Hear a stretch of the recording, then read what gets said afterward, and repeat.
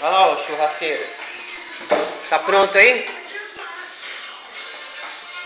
Mexe aí o churrasco. Vê se tá. Vê se o tempero tá bom. Tá bom o tempero? Hã? Onde você vai? Vai descer? Deixa o pai arrumar um pouco.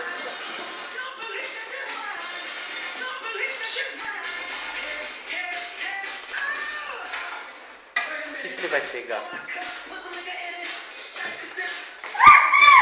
O que você quer? O quê? O quê? O tempero? Tá lá fora pra acender a churrasqueira. Tá lá fora. Tá aqui, ó. Aquilo ali é só pra acender a churrasqueira, bebê. Mas pra quê? Aquilo não é de pôr na carne. Pede pra mãe pôr na carne lá que ela te dá o tempero. Só, eu te dou esse aqui, ó. Vem aqui. Olha esse aqui na carne. Ó, põe um pouquinho desse aqui. Vai lá, põe lá um pouquinho. Espera aí, seu churrasco.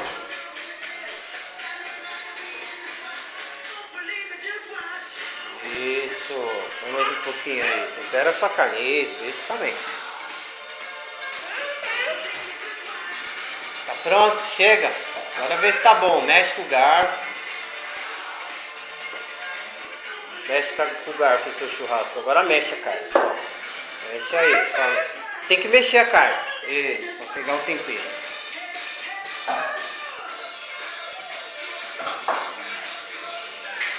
Não, você vai colocar muito. É desse lado aqui, Thiago. Não, é desse lado mesmo. Vai. Pronto.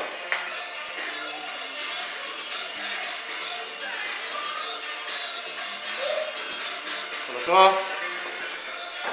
Chega.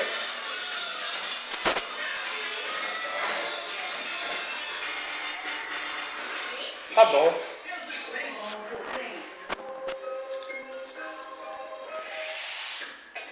Olha, faz Masterchef aí, bebê. Como que é?